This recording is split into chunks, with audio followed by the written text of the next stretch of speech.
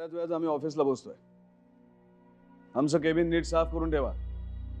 Cabin मधलं furniture आणि वस्तू जशा होत्या तशाच आम्हाला हव्यात आणि यात कुठल्याही प्रकारचा हलगर्जीपणा झालेला आम्हाला चालणार नाही. थोड्याच वेळात पोहोचतो आम्ही. एक मिनिट. ऑफिस, केबिन, कुठल्या ऑफिस बद्दल बोलताय तुम्ही? अर्थात राजेश शिर्के ग्रुप ऑफ इंडस्ट्रीजच्या ऑफिस मधल्या आमच्या केबिन बद्दल आम्ही बोलतोय. तिथे तुमची केबिन होती, आता नाही. तिथे आता नताशा बसते. येस, आम्हीच तिला परवानगी दिली आहे. तिथे तिचा तुमच्या एवढाच हक्क आहे, कारण ती आमच्या रायव्हल कंपनी करता काम करत नाही आणि आमचं नुकसानही करत. आम्ही लिंगाप्पा साहेबांबरोबर काम करतो हे आम्हाला बोलून दाखवण्याची गरज नाही. तुमचा ऑफिसमध्ये येण्याचा वेळ वाचावा म्हणून आम्ही हे सांगतोय. म्हणजे तिथे येण्यापासून आम्हाला कोण अडवणार आहे? आम्ही स्वतः, कारण अशा माणसांची आम्हाला गरज नाही. आमची मॅनेजमेंट तुम्हाला जवळ बसूही देणार नाही. एवढंच काय, सिक्युरिटी गार्ड्स तुम्हाला आत घेतील की नाही याबद्दल सुद्धा आम्हाला शंका आहे. एक गोष्ट तुम्ही विसरताय रणवीर राजे. राजेश शिर्के ग्रुप ऑफ इंडस्ट्रीजचे आम्ही एमडी आहोत. होतात. आता 90% शेअर्स आमच्या मालकीचे ते विसरलात वाटतं. आणि त्यामुळे राजेश शिर्के ग्रुप ऑफ इंडस्ट्रीजचे मालक कोण आहे हे आम्ही तुम्हाला सांगायची गरज नाही. विक्रमादित्य राजे शिर्के आम्ही तुम्हाला या घरात राहायला दिलं याचा अर्थ असा होत नाही की आम्ही तुम्हाला चौखूर उधळायला वाव दिला. गाठ रणवीर राजे शिर्केंची हे विसरू नका.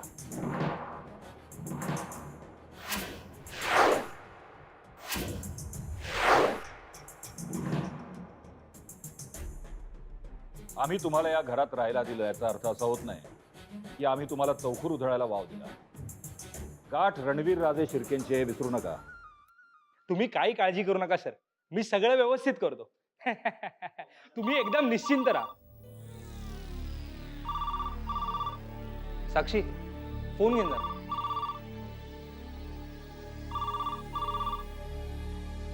सब इन्स्पेक्टर साक्षी देशमुख बोलते. नाही सर, दुसऱ्या फोनवर बोलतात. तुम्हाला काही इन्फॉर्मेशन द्यायची असेल तर मला सांगा, मी त्यांना सांगते.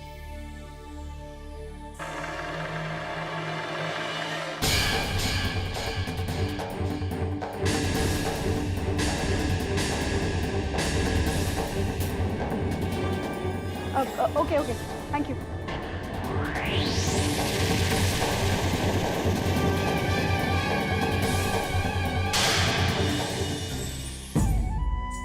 माणसानं स्वतःची पायरी ओळखून वागावं आणि ते जमत नसेल ना तर स्वतःहून घर सोडून निघून जावं.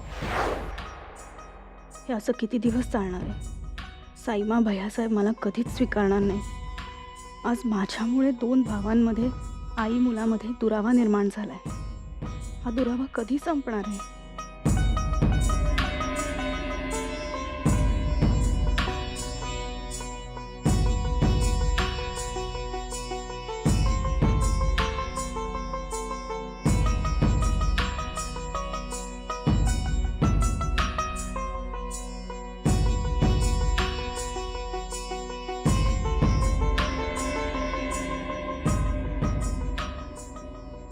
ऑफिसला गेला होतास ना?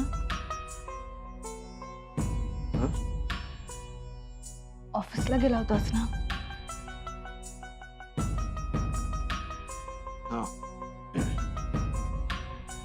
नाही, पण आम्ही बाहेर गेलो आणि आमच्या लक्षात आलं की या घरातला आज तुझा पहिला दिवस आहे. तुला इथे एकटं वाटायला नको म्हणून आम्ही परत आलो तुझ्यासाठी.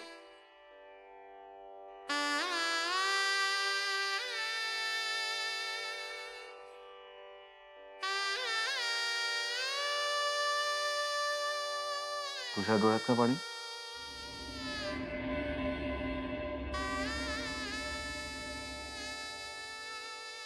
काही नाही.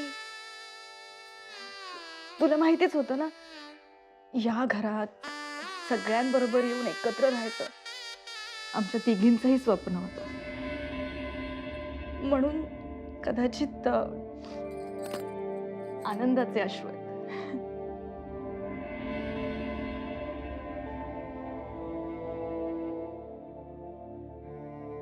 आमच्या ऑफिसमध्ये आम्हालाच पाय ठेवायला परवानगी नाही. पण हे देवयानीला सांगितलं तर ती नको, ती परत स्वतःला त्रास करून घेईल. आधीच तिने खूप काही सहन केले, आता आमच्यामुळे तिला अजून त्रास नको. साईमांनी आज माझा अपमान केला हे विक्रमला सांगितलं तर नको. माझ्यामुळे पुन्हा या घरात वाद नको. आय एम सॉरी विक्रम, मी तुझ्याशी खोटं बोलले.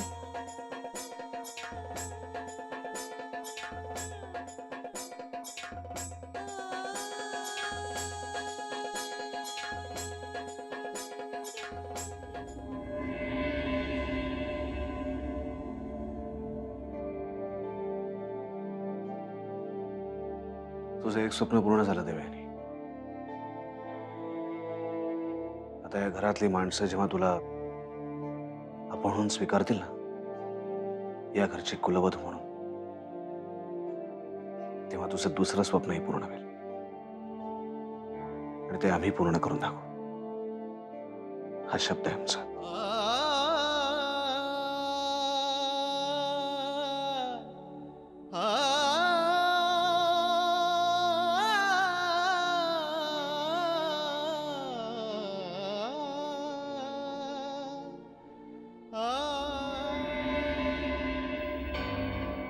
जनी, देवयानी जरी या घरात राहत असली तरी आमच्या किचन मध्ये किंवा देवघरात तिला यायची परवानगी आम्ही दिलेली नाही. देवयानी या घरात पाहुणी आहे, तिनं पाहुणीसारखंच राहायला हवं. पुन्हा जर तिनं असं धाडस केलं ना तर ताबडतोब येऊन मला सांगायचं. साईमा, लहान तोंडी मोठा घास घेते, पर देवयानी ताई मनानं लई चांगले आहेत, त्या तुम्हाला बी लई मानतात. जनी, तू आता आम्हाला शिकवणार कुणाशी कसं बोलायचं ते? तुझी हिम्मत कशी झाली असं बोलण्याची? मला मला असं नव्हतं म्हणायचं. या घरातले नोकर आता मर्यादा सोडून वागायला लागलेत. देवयानी या घरात आली आहे ना, त्याचाच हा परिणाम. जनी, आज देवयानी बद्दल तू जे काही बोललीस ते शेवटचं. यापुढे तुमच्यापैकी कुणीही काही बोललं ना तर देवयानीच्या आधी तुमची हकालपट्टी केली जाईल, कळलं? साईमा, आम्हाला माफ करा, चुकलं माझं. अशी चूक पुन्हा नाही होणार. जा इथून तू.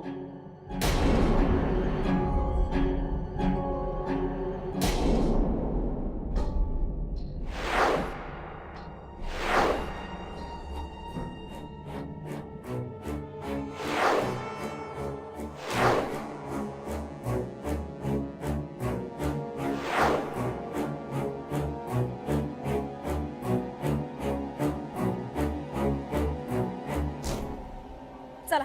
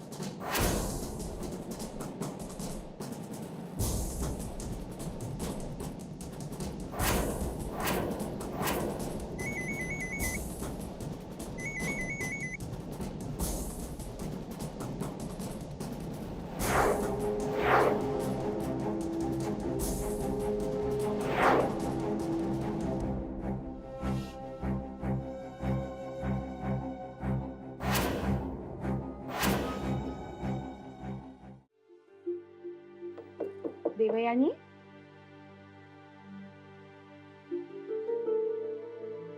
वहिनी हे घे. हे काय? घे ना, तुझ्यासाठी आणलंय आम्ही. साडी आणि दागिने कशाला, काय गरज होती? अगं गरज कशी नाही.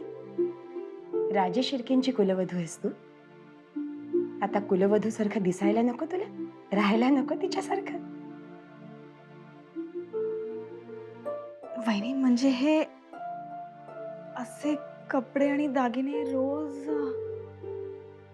मला सवय नाहीये या सगळ्याची. कल्पना आहे आम्हाला, पण तुला आता सवय करून घ्यायला हवी. या घराण्याच्या परंपरा आहेत, त्या पाळायला हव्यात तुला. पण वहिनी नाही म्हणू नकोस देव. या घरात राहायला आली आहेस ना, मग या घरातल्या चालीरीती सांभाळणं हे कर्तव्य आहे तुझं. प्रिया वहिनी बरोबर बोलतात देव. आजपर्यंत ठरवून आपण या सगळ्या गोष्टींपासून दूर राहिलो होतो, पण आता इथे राहायला आल्यानंतर या घरची परंपरा पाळायला काहीच हरकत नाही. लवकर तयार हो. आम्हालाही खूप उत्सुकता वाटतेय तुला या दागिन्यांमध्ये, या साडीत बघायची. बघू तरी देत राजेश शिर्केंची नवी कुलवधू कशी देखणी दिसते ते.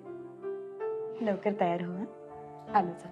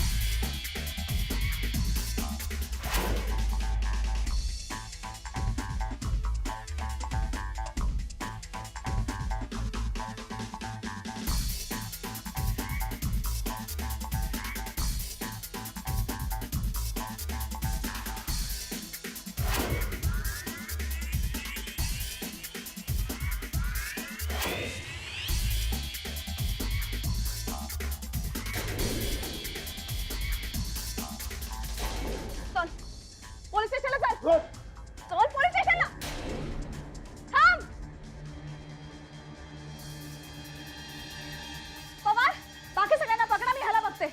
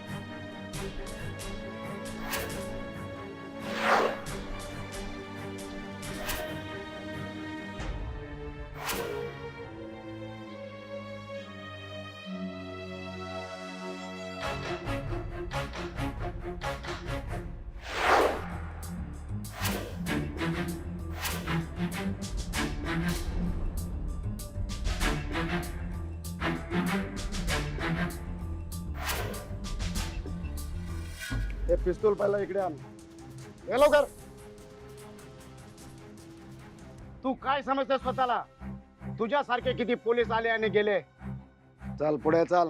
चल पकडा रेला.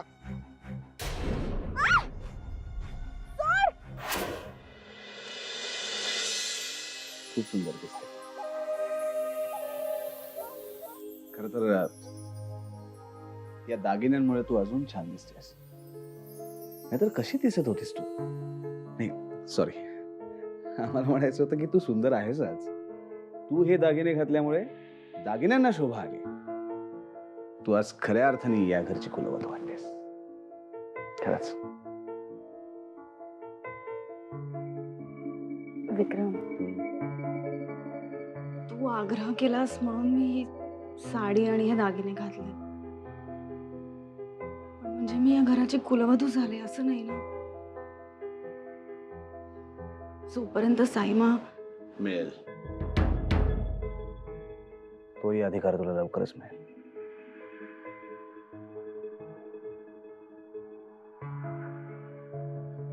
हे बघ, नाईलाजाने साईमांनी मला स्वीकारून उपयोग नाही. त्यांनी आपल्याला आशीर्वाद द्यायला हवा. तोही मिळेल लवकरच. देवाने प्रत्येक गोष्टीची एक वेळ यायला लागते आणि ती आली ना की न मागता सगळं काही मिळतं. आणि खरं सांगू, तुझ्यावर फार काळ कोणी राग धरू शकत नाही. माझी समजूत काढण्यासाठी मला असं सांगतोस? नाही, खरंच सांगतोय. खरंच. आता आमचं बघ ना, आम्हाला कितीही वाटलं की तुझ्यापासून लांब राहावं, पण नाही शक्य झालं आम्हाला. असं वाटतं तुला खूप जवळ घ्यावं. इतकं जवळ की ए, कसले आवाज काढतेस? मी नाही.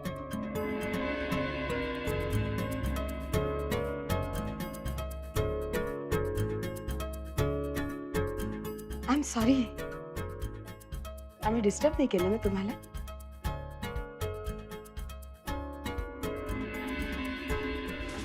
चल पुढे चल. चल.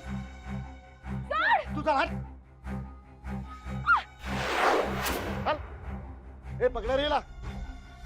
अरे अरे गेले कुठे? ए ए